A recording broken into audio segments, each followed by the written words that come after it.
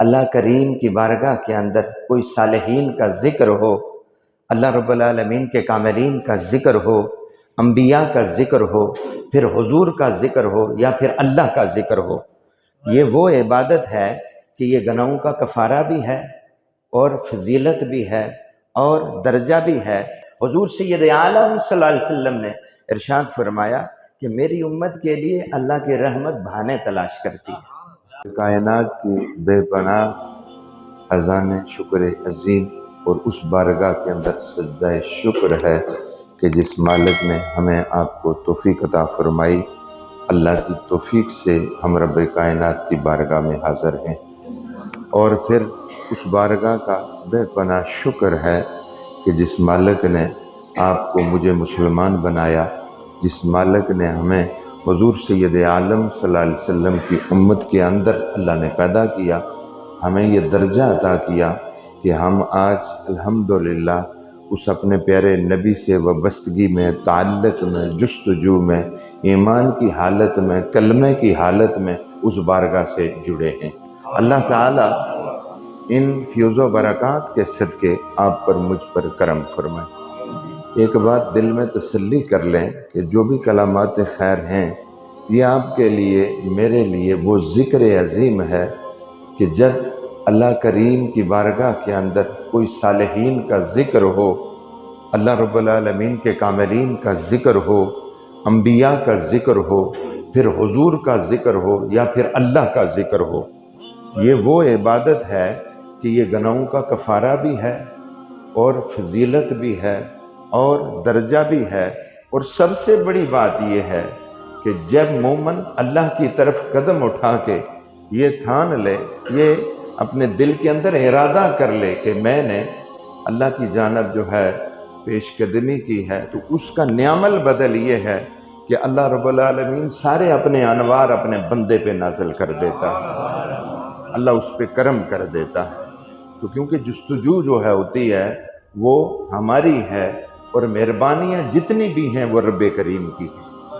اور پھر میرے آقا کا ارشاد رسول ہے، حضور سید عالم صلی اللہ علیہ وسلم نے ارشاد فرمایا کہ میری امت کے لیے اللہ کی رحمت بہانے تلاش کرتی ہے، رحمت حق بہانا بجویت۔ آپ نے نہیں سنا کہ حضور نے کیا فرما دیا کہ میری امت کے لیے اللہ کی رحمت زمین پر بکھری پڑی ہے، اور رحمت حق یعنی اللہ کی رحمت کیا کر رہی ہے؟ بہانے تلاش کر رہی ہے، بہانا بجویت کیا کر رہی ہے؟ بہانے تلاش کر رہی ہے۔ حضور فرماتے ہیں کہ میری امت ارادہ کرتی ہے تو اللہ اسے دے دیتا ہے، میری امت کے گمان پر اللہ تعالیٰ فیصلہ کر دیتا ہے۔ کبھی پڑھیں نا، جب آپ تشریح پڑھیں، جب آپ خصائص حضور سید عالم صلی اللہ علیہ وسلم پڑھیں، جب آپ اپنے اوپر جو انعامات ہیں حضور کی امت پر وہ پڑھیں، تو سمجھ آتی ہے کہ اللہ نے کتنا کرم فرمایا ہے، اللہ نے کتنی مہربانیاں فرمائی۔ تو پھر کیا فرمایا؟ رحمت حق بہانا بجویت، اللہ کی رحمت حضور کی امت کے لیے بہانے تلاش کر رہی ہے، بہانا بجویت، بہا تلاش نہیں کرتی۔ اگر بہا پہ بات ہوتی تو وہ تو مشکل معاملہ ہے، لیکن بہانے پہ یہ ہوتا ہے کہ اللہ تعالیٰ سب پہ کرم کر دیتا ہے۔ میرے آقا حضور سید عالم صلی اللہ علیہ وسلم اپنے رب سے ملاقات پہ گئے، جس میں 90,000 کلام ہوئی۔ کتنی؟ 90,000 کلام ہے۔ 30,000 اللہ اور اللہ کے پیارے حبیب میں مخفی ہے، کسی کو پتہ نہیں کہ کیا بیان ہوا۔ 30,000 وہ ہے کہ جس کے اندر فرشتوں کو بھی اور ملائکہ کو بھی اور فرشتوں کے سرداروں کو بھی، اولو العزم کو بھی اللہ نے عیاں کر دیا۔ 30,000 میرے آقا لے کر اپنی امت کے لیے آئے۔ 30,000 وہ کلام ہے جو اس دنیا میں نافذ العمل ہو گئی۔ اس 30,000 کا خلاصہ مخفی نہیں پتا، وہ تو اللہ کے کرم ہی کرم ہے نا، اس کا خلاصہ میں نے آیہ مبارکہ پڑھی کہ بے شک اللہ ہی کا ذکر طمانینت قلب عطا کرتا ہے۔ کسی میں طمانینت نہیں ہے، کسی عمل میں سکون نہیں ہے، کسی ذکر میں فضیلت نہیں ہے، لیکن اللہ نے اپنے ذکر کی فضیلت یہ بیان فرمائی، رب کریم نے کہہ دیا کہ لوگو یہ سمجھتے ہو نا کہ تمہیں اللہ سکون دے دے، تم یہ سمجھتے ہو کہ تمہیں طمانینت آ جائے، پوری دنیا کا مال اکٹھا کر کے بھی نیند نہیں آتی حضرت، یہ مال و زر جمع کر کے بھی نیند نہیں آتی، دل سکون میں نہیں آتا، یہ بچے، یہ مال اولاد گھر چیزیں سارا کچھ میسر آ گیا، پھر بھی دل میں سکون نہیں ہے۔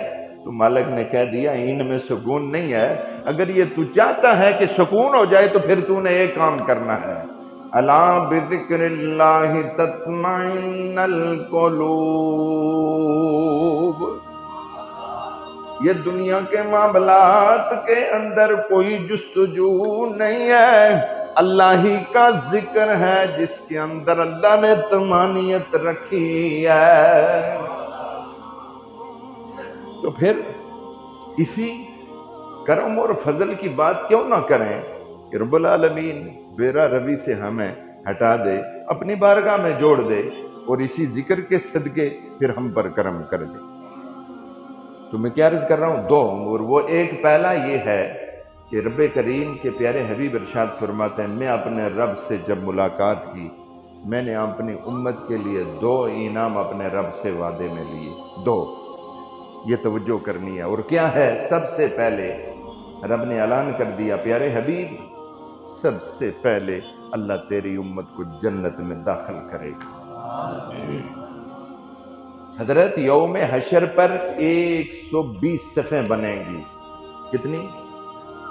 سارے انبیاء اکٹھے ہو کے، ان کی امتیں اکٹھے ہو کی 120 صفیں بنائیں گی، 40 صفیں حضرت آدم سے لے کے جناب عیسیٰ روح اللہ تک، سارے اقوام، سارے نبیوں کی امتیں سب مل کے 40 صفحے بنائیں گے، اور میرے آقا کی امت جب کھڑی ہوگی تو 80 صفحات پر کھڑی ہوگی۔ میرے آقا فرماتے ہیں ہر چہرہ جو ہوگا پہلی 3 صفوں والا ہے، پہلے جو 3 رو ہے نا، پہلے 3 رو، ان کے چہرے سے نور جھلک مار رہا ہوگا، تو پھر وہاں وہ نور سے نمایاں ہوں گے۔ اور کیا خوبصورت کہہ دیا تاجدار گولڈا کے شہزادے نے، کتنی خوبصورت بات کہہ دی کہ حضور حشر میں بھی تو آپ کے صدقے سے کرم ہونا ہے، اس دنیا پہ تو آپ کے صدقے سے کرم ہونا ہے، اور وہ قیامت یوم البدل ہے آقا، وہاں بھی آپ کے صدقے سے اللہ نے کرم کر دینا، اور کسی کی کوئی پرواہ نہیں کرتا، لیکن آپ کیسے محبت والے نبی ہیں اپنے کہ قیامت والے دن بھی آپ اپنی امت کے لیے اللہ کے حضور پیش ہو جائیں گے، تو پھر اللہ حضور کی امت کو حضور کے حوالے کر دے گا، حضرت حوالے کر دے گا کہ جسے تو چاہتا ہے نا تو سفارش کرتا جا، رب جنت کا دروازہ کھولتا جائے گا۔ مختصر کرتا چلوں، پہلی 3 صفحے نور سے ممور، چہرے پہ نور ہوگا، سارے ملائکہ آپس میں چیموں گوئیاں کریں گے، یہ لوگ کون ہیں؟ کوئی نبیوں کی جماعت آ گئی، کوئی شہیدوں کی ہے، کوئی ولیوں کی ہے، کوئی صالحین کی ہے۔ عاطف غیب اعلان کرے گا نہیں ان میں سے یہ کوئی نہیں ہے، یہ وہ لوگ ہیں حضور کے، وہ امتی ہیں جو نماز پڑھا کرتے تھے۔ کیا کرتے تھے؟ اب قرآن اٹھائیے حضرت، قرآن کہتا ہے کہ جو لوگ آدھی راتوں کو اٹھ کر اپنے رب کو یاد کرتے، کیا کرتے ہیں؟ بولو نا بھائی، اگر نوکر اپنے مالک کو پکارے خوش ہوتا ہے یا نہیں ہوتا؟ بولو نا، خوش ہوتا ہے یا نہیں ہوتا؟ تو جب بیرا روی میں کسی دوسرے کے پاس جاؤ تو کہ میاں اپنی بیوی پہ ناراض ہوتا ہے یا خوش ہوتا ہے؟ بولو نا، بیوی کسی کے پاس چلی جائے تو پھر دکھ ہوتا ہے یا نہیں ہوتا؟ بولو نا اپنے دل سے۔ ایمان کیا کہتا ہے تمہارا؟ کسی سے بات کر لے تو ناگوارا ہے، کسی سے کوئی چیز مانگ لے تو ناگوارا ہے، کسی سے کچھ کہہ دے تو ناگوارا ہے، اور مالک کتنی محبت کرتا ہے، یہ دنیاوی محبت کا ثمر ہے۔ رب اپنے بندے سے ان محبتوں سے 72 گنا زیادہ پیار کرتا ہے۔ وہ کسی دوسرے کی طرف جانے دیتا ہے؟ بولے نہ جانے دیتا ہے، لیکن کاش یہ سمجھ آ جائے کہ دروازہ کون سا ہے جدھر جا کے مانگنا ہے، اور پھر اسی کے صدقے سے اللہ نے کرم کرنا ہے۔ میرے کریم آقا صلی اللہ تعالی علیہ وسلم نے ارشاد فرمایا، میرے امت کا مومن جب نماز کے لیے اٹھتا ہے، نماز کے لیے اٹھتا ہے، ادھر رب العالمین ملائکہ کو حکم کرتا ہے وہ پانی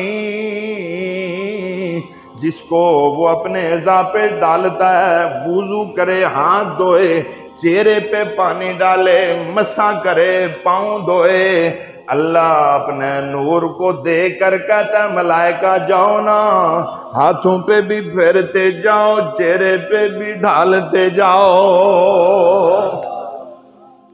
جو گزرتا پانی ہے حضرت، گزرتا پانی، یہ آپ کے بال مبارک سے ہر گرتا ہوا پانی کا قطرہ اللہ نور کا فرشتہ پیدا کرتا ہے۔ تو پھر یہ انعام کیسا ہے، کبھی توجہ کی ہے؟ میرے بزرگوں اور دوستوں، آئیے نا دل سے امید اور دعا کریں کہ اللہ ہمیں اپنی طرف لے آ، اللہ نماز کی توفیق عطا فرمائے، اللہ ہم پر کرم کرے۔